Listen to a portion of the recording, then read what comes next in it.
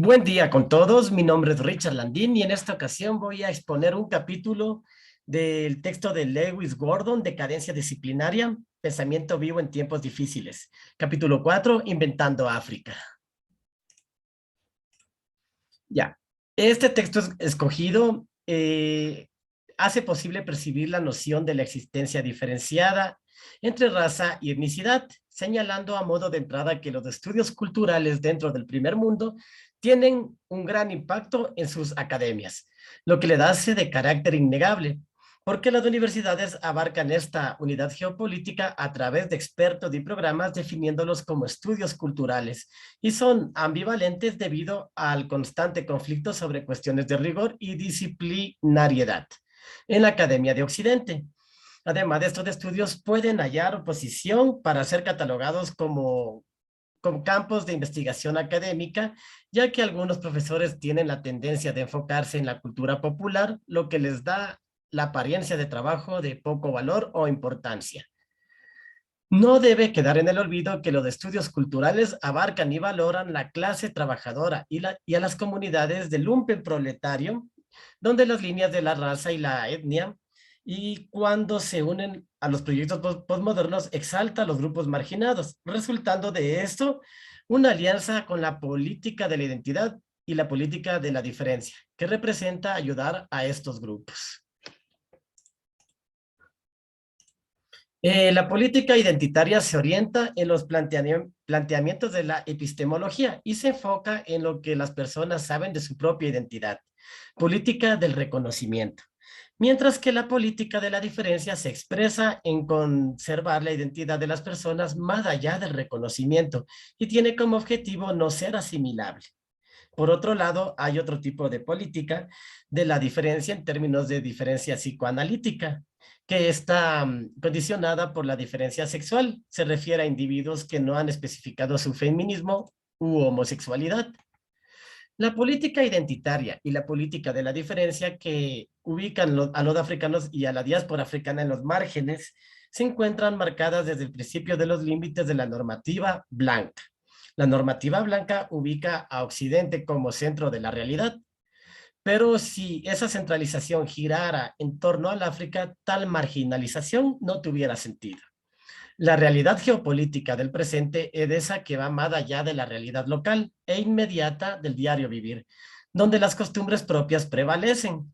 El principio del autodeterminismo fuera de Occidente es carente, excepto dentro del adoctrinamiento fanático en base al pasado. En la educación, el asunto de la identidad, la diferencia y el centrismo están influenciados por los discursos de Occidente.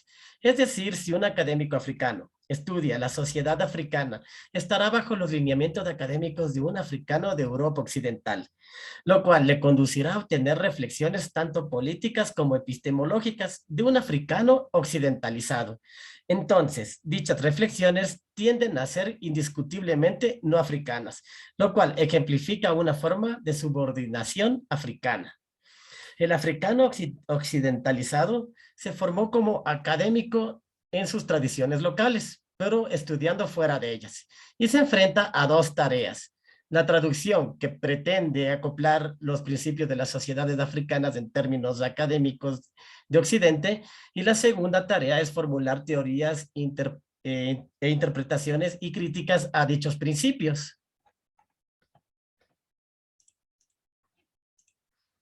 Tras la edificación de Europa como una fuerza conquistadora, esclavizando y colonizando africanos, indígenas, americanos y aborígenes australianos, la racionalización implicó la condena de personas mediante lineamientos bíblicos y en las interrogantes sobre quién es un verdadero ser humano y quién no lo es. De este modo se originaron discursos sobre el ser humano, lo cual recayó en la creación de las ciencias humanas, como la antropología, y a través de ello los africanos comenzaron a descubrir que tenían una identidad colonial o identidad racial, como negros o primitivos, ambas impuestas desde afuera, aunque desde Europa y Asia se los consideraba menos que humanos. Los africanos iniciaron modos de resistencia que incluyeron no solo revueltas de esclavos, como la más dramática y conocida que fue la Revolución Haitiana, sino también formas de potenciar su humanidad, por ejemplo, en la formación de discursos, los cuales representan objetos propiamente humanos. El filósofo africano se enfrenta a asuntos de identidad y liberación sobre el tema de la identidad. Se plantea la interrogante de quién y qué son los sujetos, y sobre el argumento de la liberación se plantea los propósitos y los objetivos de las personas. Para responderse a estas cuestiones, los filósofos africanos indagaban en el pasado como parte fundamental del presente, sobre el cual se debe construir el futuro. Gordon se refiere a Mudimbe diciendo, según él, África no es el continente, no es un continente, sino un modo de discurso que ejemplifica lo que él llama una forma de gnosis o una manera de conocimiento. Cabe destacar que para los europeos la filosofía africana era rechazada, basada en el fundamento de que no podía existir filosofía en ellos porque eran pueblos de aborígenes. Y para las personas cuya humanidad ha sido negada, el valor filosófico de la antropología se convirtió en su filosofía prima.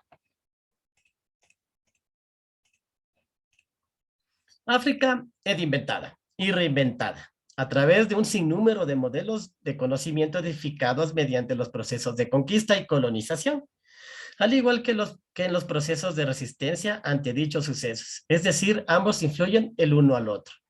De igual modo, es interesante la visión de África ante el tiempo, diferenciándose del europeo y del euroamericano.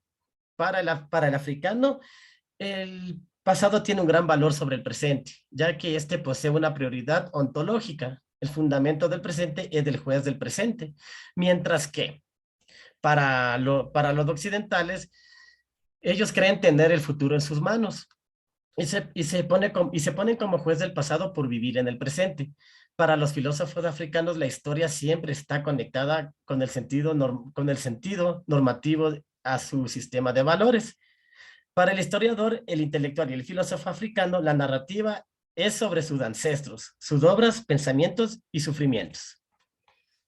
Es necesario mencionar las dos propuestas occidentales sobre el estudio de las comunidades africanas. La primera se enfoca en la civilización antigua versus la primitiva y manifestaba que al ser pueblos atrasados debían desarrollarse a través de las doctrinas occidentales, como el cristianismo. Fue esta la convicción que motivó a los misioneros cristianos a observar los intrínsecos de lo que ellos consideraban la mente africana y a buscar una etnofilosofía, luego de la cual pudieron encontrar la clave para adaptarla, para una adaptación sincrética y la creación de prácticas afrocristianas.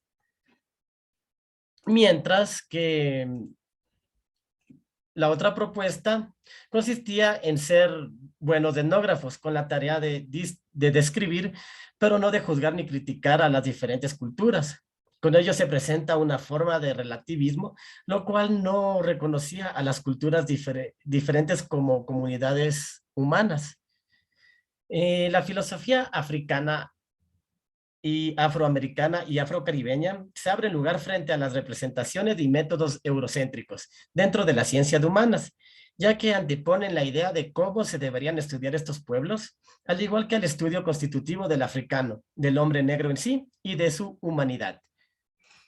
Muchas gracias, esto ha sido todo y hasta la próxima.